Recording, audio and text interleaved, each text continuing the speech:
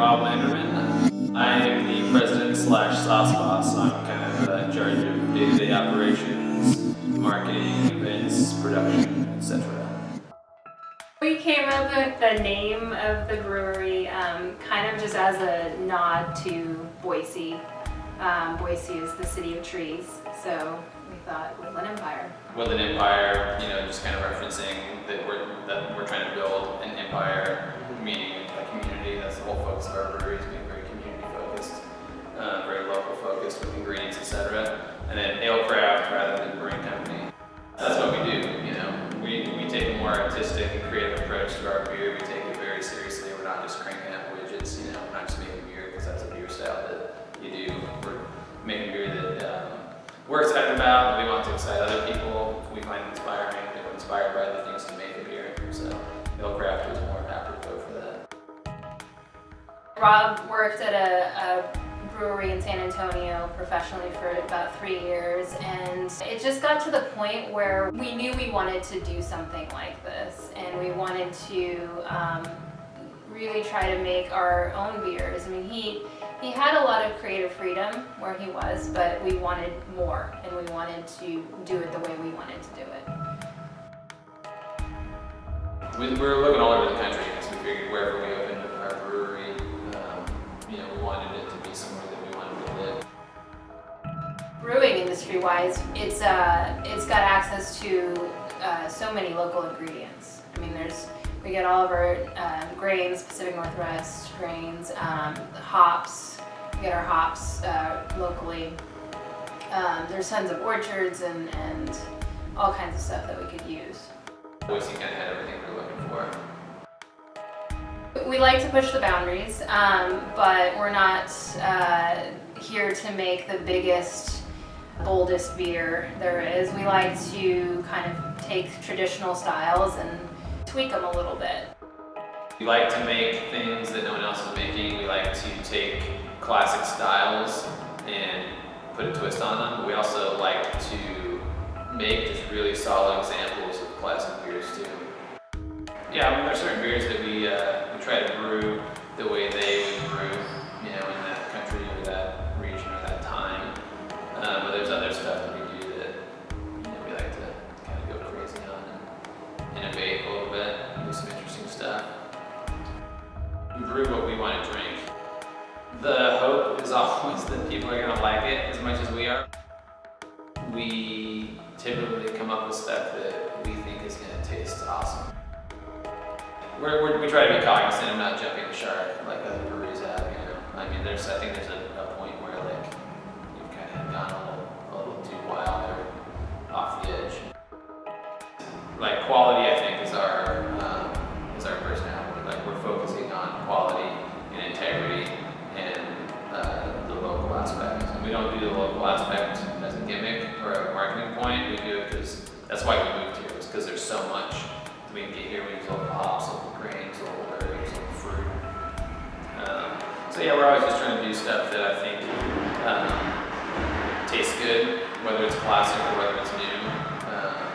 And we're also, trying to kind of inspire people at the same time.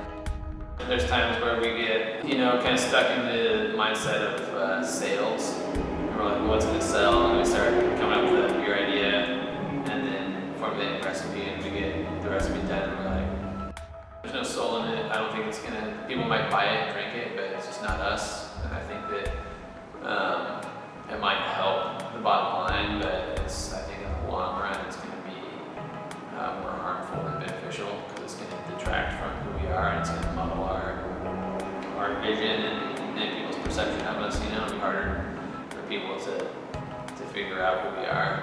And so then we can kind of go back to let's do this instead. We definitely make a lot of beer just for the market. This is a very hoppy market, so we try to make a lot of hoppy beers, but we try to make them really fucking good hoppy beers. We try to make them beers that were like, wow, I can't believe we actually did this. This is awesome. So I think there's a give and a take, and that's what's nice about having your consumer so close, is you get that instant feedback and you can hear what people are asking for, and you can either respond or not. So anytime we give them what they want, though, we always give them them something that they don't know that they want also. It's all been exciting and it's all been new to open the brewery.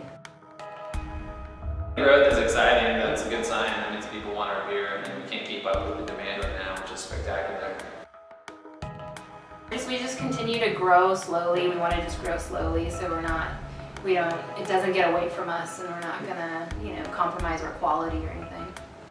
That we really would like to stay pretty small. We want to stay as small as possible, but with the ability to be profitable. Beer is a pretty organic, raw, natural kind of thing. And I think when you get to a certain size, you lose that. And for me at least, you can totally taste that in the beer. There's a part of your soul that's not to sound hokey, but there's the beer, like part of the brewer is in the beer, and it's the effort and energy. I don't mean to get all philosophical and soul searching, but I totally don't mean it to come off that way, but you know what I mean? I feel like without being cosmic and religious, I think that's another part of the magic and part of the ingredient of brewing that people overlook is there's some part of your passion that you can taste in the beer, and there's definitely beers I've had that I think were clean and solid beers, but they lacked soul, they lacked character, they didn't feel honest, I guess, and I think there's a certain point in growth where that's lost just because it then becomes manufacturing, and I don't want to get to that point. I think that's kind of the next evolution in craft beer as a whole is brewers staying more local. It's been interesting to be one of 2 female brewers in Idaho. People are a little bit surprised. Keely's a far better brewer than I am. She just has a more of a knack for the process. She's just more fluid at it. She's just a lot more better at it. I'm really good at formulating recipes, coming up with ideas. So I think there's a really good balance between us there. I work better with my wife than I would if I was by myself. We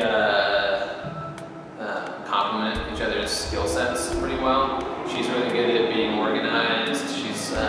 We're both really creative. She's a little bit more focused in her creativity, and I'm kind of the wild card.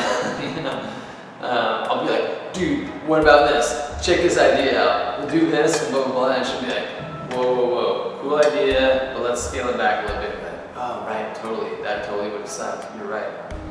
So it ends up working out pretty well. I'll have some crazy grandiose idea, and then she'll be like, in reality, this is how it would pull off. And I'll be like, okay, all right, I see that. Because if she would have just let me go free into the world, I would have just failed miserably. So we complement each other pretty well in that, and it translates a lot to the work side.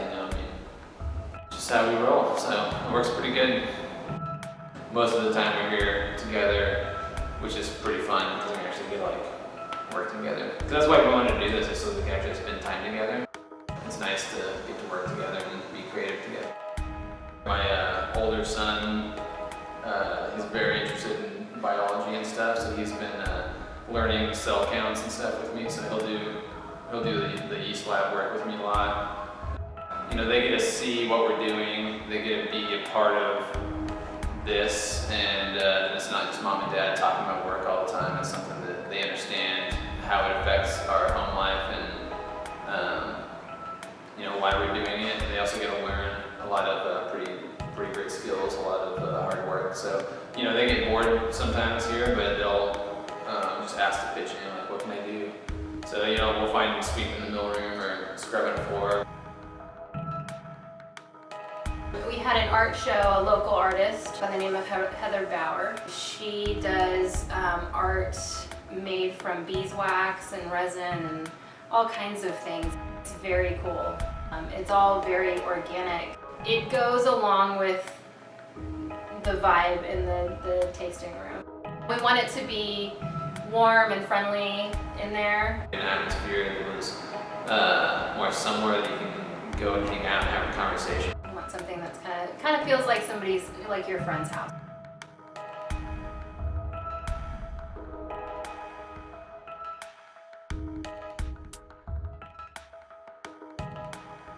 Woodland Empire Ale Craft.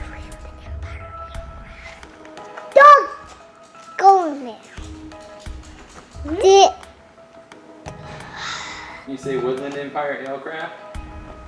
Are you getting shy?